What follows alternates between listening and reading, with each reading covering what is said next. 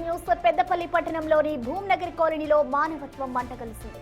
ఆదుకుంటారని చెప్పి రాజమల్లమ్మ అనే వృద్ధురాలిపై అమానుషంగా ప్రవర్తించారు కొందరు దుండగులు. కొన్నేళ్ల క్రితం తన ఇంటిని రవీంద్రరావుకు 38 లక్షలకు విక్రయించింది రాజమల్లమ్మ. మొదట 30 లక్షలు వృద్ధురాలికి చెల్లించాడు రవీంద్రరావు. ఇంటిని రిజిస్ట్రేషన్ చేయించుకొని మిగిలిన 8 లక్షల రూపాయలు ఇవ్వకుండా వేధిస్తున్నాడు.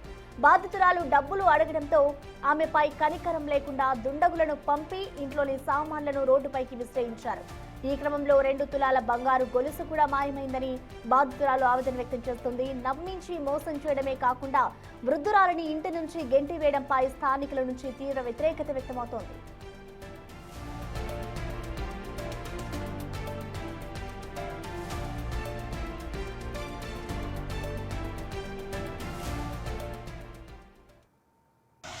అయితే కొత్త కారు ఉన్నప్పుడు ఇల్లు వ్యవసాయం 35లో వచ్చారు.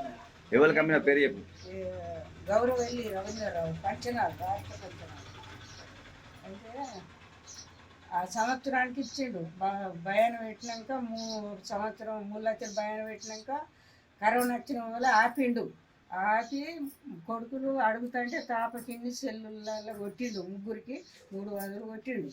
నాకు నీ పాలు ఉండని ముసలమ్మ అడ్డితోటి ఇస్తా, పంచనాల్లో పని చేసుకొని బతుకు, ఈయన్నే ఉండు, నిన్ను సత్య కూడా వాడెత్తా, నీ కొడుకులు పెట్టకపోవా, నేను బండ్లు పెట్టుకోవాలి, నేను ఇల్లు అమ్ముకుంటా అని అంటే నేను అమ్మిన. నాకు నా పాలు పైసలు ఇచ్చిన.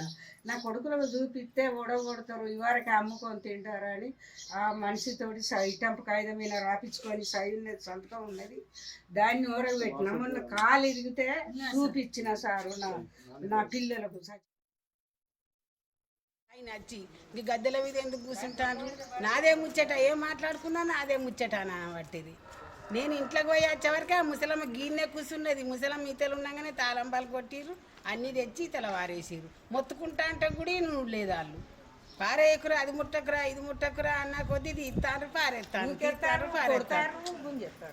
ఇక పారేసి అన్నీ చేసిండ్రు. కథ ఇక టక బెడ్లు అవి ఇవి అన్నీ తెచ్చి ఆడ వారేసిర్రు.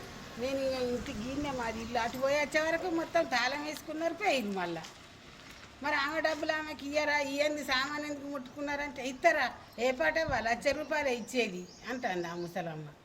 మేము కొని 5 ఏళ్ళే, 5 ఏళ్ళ నుంచి వెళ్ళి ఉంటుంది, కాల్ చేయమంటే చేస్తలేదు అని మాట్లాడతాను.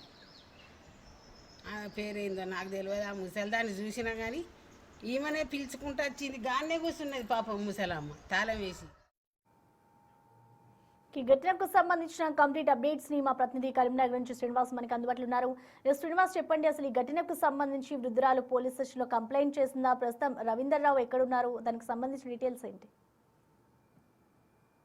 భూమ్నగర్ కాలనీకి చెందినటువంటి రాజమల్లమ్మ అనేటువంటి వృద్ధురాలు తమ 2019 లోపల రిటైర్డ్ ఉద్యోగి యజమాని గౌరవెల్లి రవీంద్రరావుకు విక్రయించడం కూడా జరిగింది. అయితే మొత్తం 38 లక్షలకు బేరం కుదుర్చుకున్నటువంటి నేపథ్యం లోపల 30 లక్షలు చెల్లించాడు. అయితే ఆ వృద్ధురాలని నమ్మించి మిగతా 8 లక్షల రూపాయలు చెల్లించకుండానే ఆ ఇల్లును తన పేరు మీద రిజిస్ట్రేషన్ చేసుకొని తర్వాత వాటికి బాండ్ పేపర్ రాసి ఇచ్చినటువంటి పరిస్థితి. అయితే ఆ తర్వాత ఒంటరిగా ఉన్నదాన్ని చూసి ఆ ఇల్లు అప్పటికే రిజిస్ట్రేషన్ కావడంతో మిగతా 8 లక్షల రూపాయలు కూడా ఇవ్వకుండా ఉండటానికి అయితే ఆ ఇంట్లో నుండి గెంటేసినటువంటి సంఘటన చోటు చేసుకుందని చెప్పుకోవచ్చు. 8 లక్షలు. Thank you Srinivas.